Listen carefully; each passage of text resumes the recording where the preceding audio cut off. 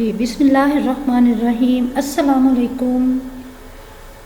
5th class کیسے ہو؟ اچھا ٹھیک ہو؟ چلے جی، اللہ کا شکر ہے کہ آپ سب ٹھیک ہو۔ اللہ پاک آپ کو زندگی صحت تندرستی کے ساتھ ایمان کی سلامتی اور بہترین مستقبل دے، آمین۔ اچھا جی، آج ہماری تیسری حصہ، تیسرا پارٹ، تھرڈ پارٹ جو ہے حضرت سچل سرمست کا ہے۔ 2 میں پہلے سلائیڈز اپلوڈ کر چکی ہوں اور آپ کو سمجھا چکی ہوں۔ آج جو میں نے کل سلائیڈ اپلوڈ کی تھی وہ اور یہ ملا کے آپ نے سوالات کے جوابات لکھنے ہیں، ٹھیک ہے؟ چلے میں اس کی ریڈنگ کرتی ہوں، آپ لوگ بھی اپنی کتاب کھول لیں اور میرے ساتھ ساتھ اس کی ریڈنگ کریں اور مشکل الفاظ کو انڈر لائن کریں۔ بسم اللہ الرحمن الرحیم۔ آپ کی زندگی کا مقصد دکھی انسانیت کے لیے ہمت و حوصلہ اور امن و سکون کی نعمت کو عام کرنا تھا۔ چنانچہ آپ نے اپنی شاعری سے محبت کا جو چراغ روشن کیا ہے، اس سے بھٹکی ہوئی انسانی برادری کو فلاح کا روشن راستہ ملا ہے۔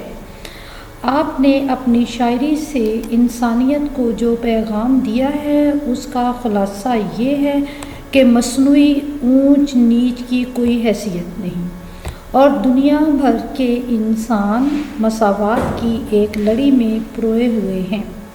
حضرت سچل سرمست علم و ادب اور روحانیت کا ایک روشن ستارہ تھے۔ 1826 میں یہ جگمگاتا ستارہ غروب ہو گیا۔ آپ درازہ ہی میں مدفون ہیں، جہاں عقیدت مند جوق در جوق مقبرہ کی زیارت کے لیے حاضر ہوتے ہیں۔ چلے جی، اب آتے ہیں مشکل الفاظ کی طرف، ان کو کیسے پڑھنا ہے اور ان کا مطلب کیا ہے۔ آپ کی زندگی کا مقصد، یعنی آپ کی زندگی کا ٹارگٹ کیا تھا، آپ زندگی میں کیا کرنا چاہتے تھے کہ دکھی انسانیت، جتنے غریب لوگ ہیں، دکھی ہیں، بیمار ہیں، جن کو جو بھی دکھ ہے، ان کے لیے کیا کہتے تھے کہ ہمت و حوصلہ اور امن اور سکون کی نعمت کو عام کرنا تھا۔ چنانچہ آپ نے اپنی شاعری سے محبت کا جو چراغ روشن کیا، یعنی کہ آپ نے اپنی شاعری میں ایسے اشعار لکھے ہیں کہ جو دکھی انسانیت کو حوصلہ دیتے تھے، جو دکھی انسانیت کے لیے امن تھا، یعنی کوئی دکھی انسان آپ کی شاعری پڑھتا تھا تو اس کو حوصلہ ملتا تھا، ٹھیک ہے؟ اس سے بھٹکی ہوئی انسانی برادری، بھٹکی ہوئی سے مراد کہ وہ اپنے دکھوں سے اپنی ایمان سے بھٹک گئے تھے، اپنی پریشانیوں میں وہ جو ہے انسانیت سے بھٹک گئے تھے، اس کو کیا کیا؟ فلاح، کامیابی، ترقی، بہتری کا روشن راستہ ملا۔ آپ نے اپنی شاعری سے انسانیت کو، یعنی انسانیت سب انسانوں کو جو پیغام کہتے ہیں میسیج کو، اس کا ایک خلاصہ مختصر بات، بہت چھوٹی سی بات کہ آپ نے شاعری تو بہت زیادہ کی ہے، لیکن آپ کی شاعری کی بہت مختصر، اگر کہیں جیسے ہم مرکزی خیال لکھتے ہیں کہ مصنوعی اونچ نیچ، جیسے ہم کہتے ہیں کہ دولت مند آدمی جو ہے وہ سچا بھی ہوگا، دولت مند آدمی کی عزت ہے، مصنوعی اونچ نیچ کی کوئی حیثیت نہیں، اور دنیا بھر کے انسان مساوات کی ایک لڑی میں، لڑی کہتے ہیں ایک جیسے تسبیح ہوتی ہے، تسبیح کے سب دانے برابر ہوتے ہیں، ٹھیک ہے نا؟ اسی طرح دنیا بھر کے انسان ایک لڑی میں پروئے ہوئے ہیں، دنیا بھر کے انسان برابر ہیں۔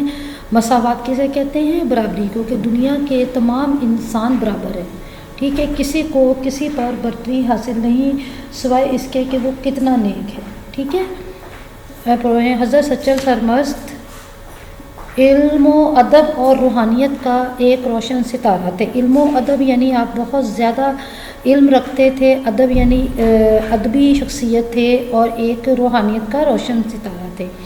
1826 میں یہ جگمگاتا ستارہ غروب ہو گئے، یعنی 1826 میں حضرت سچل سرمست فوت ہو گئے، اور آپ کہاں، آپ کو یہ قبر مبارک کا ہے، آپ کہاں مدفون ہونا، دفن ہونا، درازہ اس گاؤں کا نام ہے جہاں آپ پیدا ہوئے تھے، اور وہیں ہی آپ دفن ہیں، جہاں عقیدت مند اس شخص کو کہتے ہیں جس کو کسی کا بہت زیادہ احترام ہو، یعنی جو لوگ حضرت سچل سرمست کی شاعری کو فالو کرتے تھے، ان کی زندگی کو فالو کرتے تھے، ان کے رہن سہن کو فالو کرتے تھے اور ان سے پیار کرتے تھے، ان کو کیا کہیں گے؟ عقیدت مند۔ جوک در جوک گروہ کے گروہ بہت زیادہ لوگ مل کر، جوک در جوک بہت سارے گروہ مل کر مقبرہ کی زیارت کے لیے حاضر ہوتے ہیں. ٹھیک ہے، اب آ جائیں آپ سوال جواب کی طرف. آپ کی جو کل والی ویڈیو اور آج والی ویڈیو ملا کے آپ نے سوالات کے جوابات لکھنے. کیسے لکھنے ہیں کہ آپ نے ایک صفحہ لینا ہے، پیج لینا ہے، اس کے اوپر لکھنا ہے اسائنمنٹ نمبر 3. ٹھیک ہے، ویک 3. ٹھیک ہے، یاد سے اپنے کلاس کے ساتھ اپنا سیکشن اے یا بی ضرور لکھا کرے، کیونکہ بہت سے نام ملتے جلتے ہیں.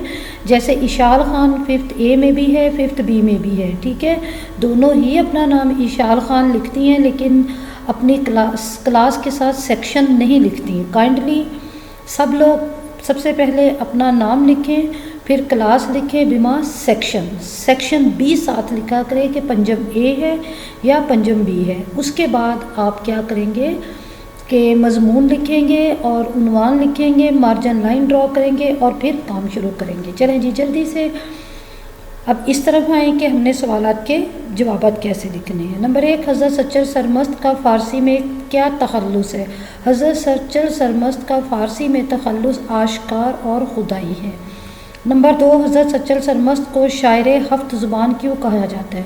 حضرت سچل سرمست کو شاعر ہفت زبان اس لیے کہا جاتا ہے کہ انہوں نے مختلف زبانوں میں شاعری کی، مثلا فارسی، سندھی، اردو اور سرائکی اور عربی. ٹھیک ہے، حضرت سچل سرمست کی شاعری کس چیز کا پیغام دیتی ہے؟ حضرت سچل سرمست کی شاعری ہمیں محبت و امن محبت کا پیغام دیتی ہے، امن کا پیغام دیتی ہے. ٹھیک ہے، حضرت سچل سرمست کب فوت ہوئے؟ حضرت سچل سرمست 1826 میں فوت ہوئے.